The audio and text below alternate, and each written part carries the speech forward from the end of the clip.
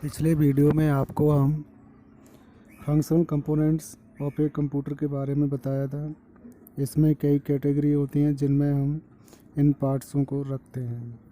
इसमें first part था आपका इनपुट यूनिट। एक जो आपका इनपुट यूनिट होता है कंप्यूटर में, इसका क्या काम होता है। देखो, हम जो कंप्यूटर में डाटा डालते हैं वो सारा जो काम हमारा होता है कि इनपुट यूनिट के माध्यम से होता है। तो आगे समझेंगे। An input unit of a computer accept data from a user and communication device.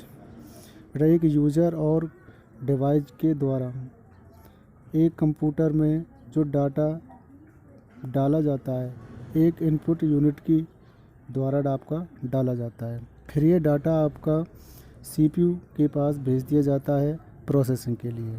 तो यही काम होता है आपका इनपुट यूनिट का, यानी कि कंप्यूटर में जो हम डाटा डालते हैं वो सारा काम जो आपका होता है इनपुट यूनिट से किया जाता है।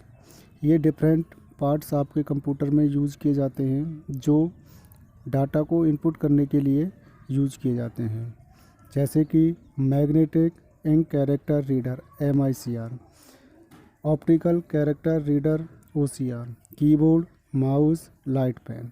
इन सभी पार्ट्सों के बारे में आपको पिछली कक्षाओं में आपको बताया हुआ होगा, इसलिए केवल आपको ध्यान रखना है कि कंप्यूटर में डाटा इनपुट करने के लिए हम कौन कौन से पार्ट्स का प्रयोग करते हैं।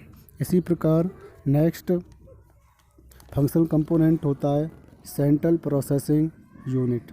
आप इस सभी के बारे में जानते हैं। जो हमारा CPU होता है उसे हम सेंट्रल प्रोसेसिंग यूनिट के नाम से जानते हैं।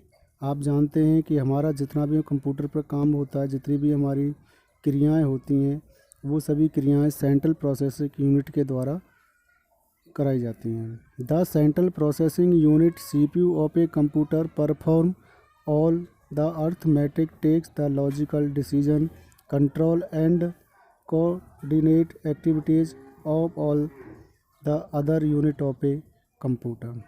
सेंट्रल प्रोसेसिंग जो होता है ये कंप्यूटर में, जैसे कि हमारे मैथमेटिकल्स या लॉजिकल डिसीजन या कंट्रोल करना या इसके अलावा और कोई भी एक्टिविटीज़ होती है, वो सारी एक्टिविटीज़ एक कंप्यूटर में CPU के द्वारा ही होती है। क्योंकि कोई भी डाटा हम आउटपुट करते हैं या इनपुट करते हैं तो वो सारा काम हमारा सेंट्रल प्रोसेसिंग यूनिट उन सब चीज़ों को कंट्रोल करता है। A part of our mind also used for memory. A part of our mind, जैसे कि हमारा दिमाग जो होता है इसका एक हिस्सा होता है, मेमोरी के लिए प्रयोग किया जाता है। If we have to do any calculation then the numbers. और जब हम किसी भी नंबर के साथ कोई भी कैलकुलेशन करते हैं, which are to be calculate are firstly stored in the memory. तो वो सारी चीज़ें सबसे पहले हमारी कहाँ होती हैं, माइंड में स्टोर होती हैं। ऐसे ही सेंट्रल प्रोसेसिंग यूनिट में एक मेमोरी होती है, उसमें हम जो भी कैलकुलेशन करते हैं तो वो सारा आपका उस मेमोरी में पहले स्टोर होगा। उसके बाद फिर आपकी कैलकुलेशन होती है। देन आफ्टर कैलकुलेशन, उसके बाद हम उस पर कैलकुलेशन करते हैं। After storing the result on our mind be reply. जैसे कि हम कोई चीज़ याद करते हैं अपने माइंड से, फिर उसे निकाल कर हम कोई भी, जैसे हम तुमसे कोई क्वेश्चन पूछते हैं तो आप फिर उसे माइंड से निकाल कर हमको उसका रिप्लाई देते हैं।